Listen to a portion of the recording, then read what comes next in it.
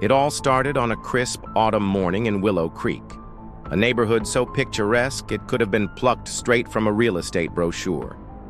Every lawn was perfectly trimmed, mailboxes freshly painted, and fences gleaming in the soft sunlight.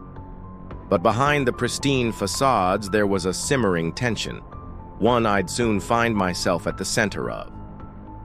My name's Ethan, and I'd only lived here for 6 months when I learned the truth about my seemingly perfect community. The HOA here wasn't just strict, it was a shadow empire run by a woman the neighbors whispered about, with a mix of fear and resentment. Karen McConnell. She wasn't just a board member, she was the board. And when Karen set her sights on you, it was only a matter of time before your peaceful life unraveled. The trouble began innocently enough. I had been working in my garage on a weekend project, restoring an old motorcycle ID picked up at an auction, when I noticed movement out of the corner of my eye. Standing on the other side of my backyard fence was Karen herself, peering over like some sort of suburban surveillance camera. Clipboard in hand, her eyes scanned my property like she was appraising stolen goods. "Ethan," she called, voice sharp, "HOA rules require all outdoor equipment to be stored out of sight." I wiped the grease from my hands and told her politely I was working on the bike and would store it away when finished. She gave a tight-lipped smile, but there was something in her eyes, a calculating glint, that told me this wasn't the end. Over the next week, I caught glimpses of her walking past my house more frequently. Sometimes she'd linger on the sidewalk, jotting notes. Once, I even saw her crouching near the side gate as if trying to peek inside. That's when the paranoia set in. I checked my locks twice, even installed a security camera by the garage. But nothing prepared me for the Saturday morning when I stepped outside to find Karen standing inside my fenced yard. She didn't even look startled when I caught her. Instead, she adjusted her scarf, straightened her clipboard, and said in the most matter-of-fact tone, "I'm conducting an inspection. There have been complaints about your property." The audacity left me momentarily speechless. "Complaints? From who?" I demanded. She avoided the question, glancing instead toward my shed. My stomach tightened. The shed was locked, but Karen walked right up to it, pulling on the handle as though she had every right to be there. That's when my shock turned into fury. I stepped between her and the shed. "You're trespassing," I said firmly, my voice low but dangerous.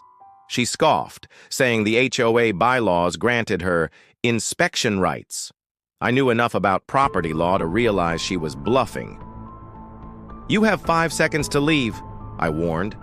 She smirked as if I were some naive newcomer she could steamroll, but when I pulled out my phone and started dialing, her face changed. Still, she didn't leave, at least not right away. Word travels fast in Willow Creek. By the afternoon, 3 of my neighbors had come by to check in, but I could tell they were also fishing for gossip. One older gentleman, Mr. Harris, quietly told me that Karen had been doing this for years, wandering into people's yards, inspecting for violations that conveniently ended up in fines. The HOA coffers grew fat, and so did her influence. He warned me, though. Anyone who pushed back found themselves drowning in violation notices for the smallest infractions. The mailbox paint chipped? Fine. Grass 2 inches too tall? Fine. Leave a garbage bin out for more than a few hours? Double fine. But I wasn't going to be intimidated. Not this time. I spent the next few days meticulously documenting everything.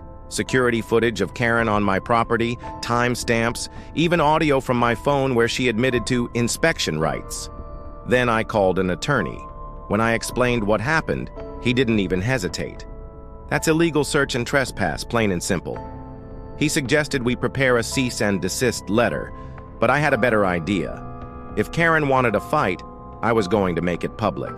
The following Saturday, I invited a few neighbors over for coffee and donuts, right in my driveway. I set up a table with my laptop showing the security footage on repeat.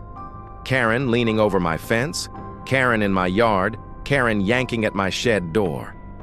The reaction was exactly what I'd hoped for: gasps, whispers, and then indignation. "She did the same to me," one woman said. "Last year she came into my backyard while my kids were playing." The mood shifted from quiet frustration to collective outrage. That's when I revealed my next move: a formal complaint to the police for trespassing, backed by every piece of evidence I had. Word of my little gathering must have reached Karen, because that evening, she stormed up my driveway.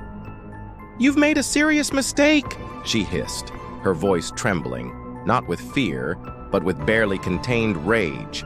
I didn't back down. "No, Karen, you did."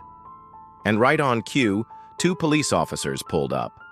I had already filed the report earlier that day, and now they were here to take her statement. The look on her face when they explained that HOA bylaws don't override trespassing laws? Priceless. She stammered something about misunderstandings and just trying to do her job, but the damage was done. Over the next month, Karen's grip on the HOA began to crack. More neighbors came forward with stories, each one worse than the last. A man down the street had footage of her snooping in his garage. Another caught her rifling through a recycling bin. With the evidence mounting, the HOA board had no choice but to call an emergency meeting. That night, the community hall was packed. Karen sat at the front, her usual smug confidence replaced by a tight, forced smile.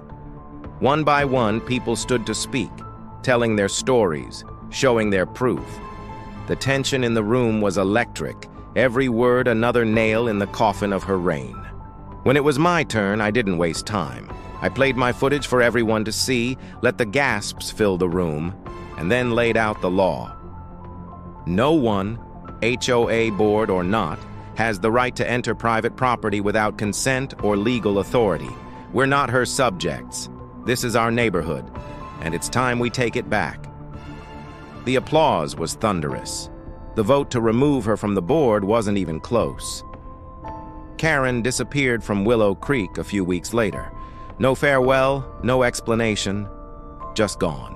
Her house went up for sale, and a young family moved in, blissfully unaware of the storm that had passed.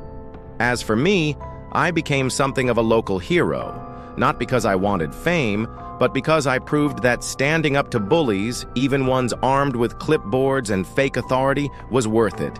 And every time I look at my yard now, I remember that morning when she thought she could just waltz in and push me around. She learned the hard way. Sometimes the quietest neighbors have the loudest bite.